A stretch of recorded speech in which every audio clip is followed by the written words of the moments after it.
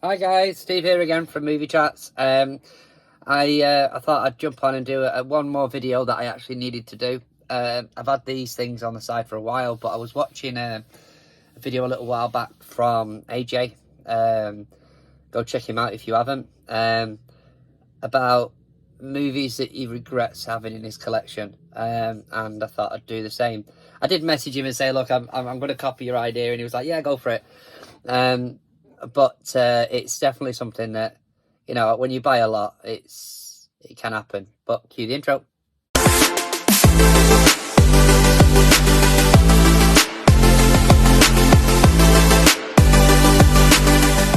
Okay guys, so yeah, as I was saying, I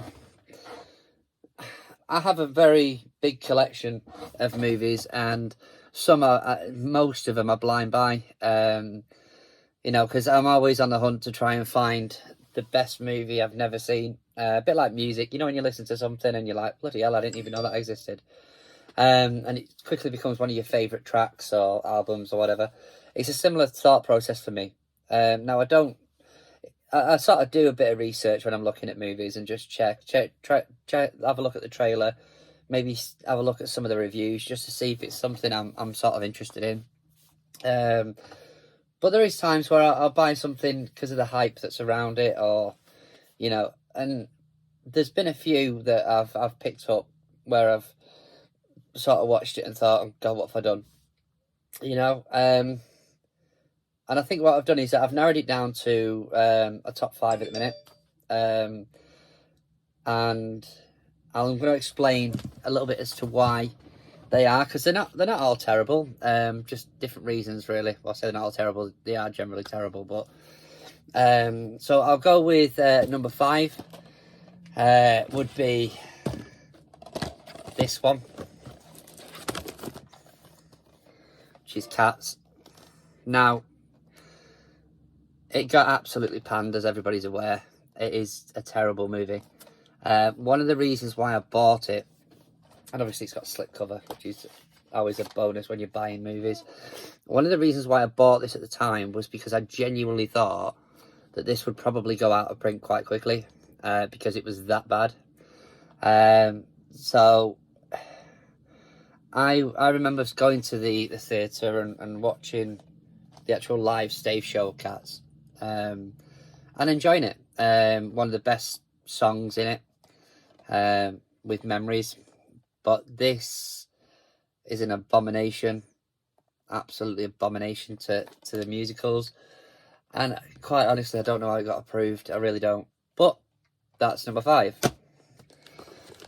Number 4. And this is why it gets harder as it goes up. Ghostbusters, the female version, Answer the Call. The fact that the studios aren't recognising this when it comes to box sets, stuff like that, really does sort of say a lot. But I absolutely hated it. I did pick this up from one of those value places, like a Pound Stretcher or something, so I didn't pay a lot for it. And it was literally because I'm a collector and I like to have a collection of things. I bought it for the collection, but as you can see, I've not opened it and watched this particular one of it. It is horrible. It is terrible. It's everything that's wrong with Hollywood these days. But yeah, that's number 4. This one isn't a terrible movie. I got caught up in the hype, and I'll explain why. Gone with the Wind. So obviously a classic movie. I'm not taking anything away from that. But why I regret buying this was because when it all kicked off with the Me Too movement and cancel culture and everything like that, this was one of the ones that I could not get for love nor money, and I ended up paying, I think, about £30 on eBay for it, which at the time wasn't that much compared to what it was going for. But obviously now everything's calmed down a bit. It's back to sort of normal price. It's back to being in stock in places. But my biggest regret is obviously buying this for the price that I did. It's a big movie. The chances of it going out of stock completely and never being able to get hold of it again was quite slim, but I did have a bit of a panic on, and that is why I regret buying this movie. Number 2. Disney's live-action version of Aladdin. Aladdin is one of those movies that growing up, I absolutely adored. Between that, Lion King, Little Mermaid, the Rescuers, they were sort of my go-to Disney movies growing up. And obviously, as many of the people will know on this channel, Robin Williams is one of my idols when it comes to actors. Loved him. Didn't really see how they were going to replace him, and this was terrible. Absolutely terrible. Again, the only reason I have this is because I'm a collector and I have the Disney collection that I'm still clinging on to, despite the fact that Disney Plus has got most of them on there. But this is one of those ones that I knew buying it that I didn't want it, but I bought it because it's for the collection. Now, as my collection's growing, the chances are I'm going to have to start slimming back a bit when it comes to stuff. But one of the things that I've always wanted to collect is the Disney movies, and this is now part of that collection, but I don't think I'll ever watch it again. And that's sad, really, but the actors in it, the portrayal of the genie, I just hated it. Absolutely hated it. So that's my number 2. And number 1, which there could have been a few actually more I could have added to this, but this one is just terrible. It's starring Melissa George, and it is Triangle. Lenticular colour is probably the best thing about the movie.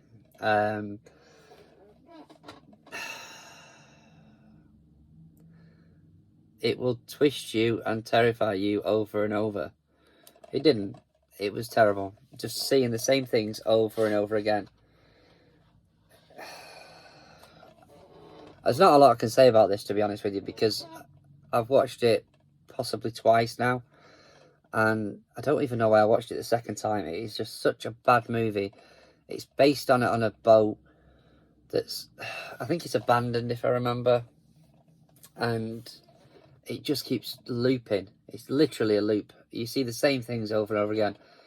You know, it's Groundhog Day sort of level of just repeating stuff. But this is an absolute abomination of a movie. I still don't know why I've got it, to be honest.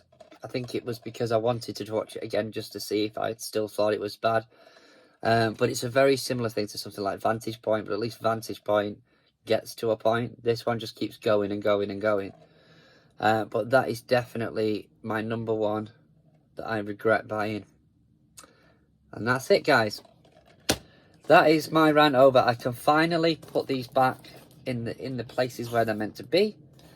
I don't have to have them on the side because I was waiting to do this video. I hope you enjoyed that. Please let me know if there's any movies that you regret. I'm sure there's something in your collection that you wish you hadn't got, or you know, please let me know, because I'd be interested, because I might actually agree with you on some and I might disagree. But as a film collector and a fan of movies, it's nice to see other people's opinions on what they like and what they don't like. Like I said, Gone with the Wind is a good movie. I'm not denying that, but I got caught up so badly in that hype when they were cancelling things, and it was like Little Britain stuff, and you know, Come Fly With Me and all that sort of stuff. They were just cancelling things left, right, and centre, and I was panicking because it was such a classic movie that I didn't have. So I paid over the odds for it, and now it's back down to about 10 quid, maybe less. And yeah, I've had it happen a few times, but that's probably the one that stings the most, because it was, in fact, it wasn't 30 quid. I think it was about 35. It was over that amount. But what sort of things have you paid over the odds for when it comes to movies? Is there anything that you've bought and gone, I'm not sure? I know what Steve's going to say, because Steve's going to talk about my American Psycho. American Psycho? Yeah, American Psycho steelbook where I bought it just purely for the business card. But I enjoy that movie, and I enjoy the fact that I've got the business card and it's a steelbook, so it's a win-win-win for me. Whereas Gone with the Wind was definitely not. I could have picked that up 6-12 months down the line at literally a fraction of the price.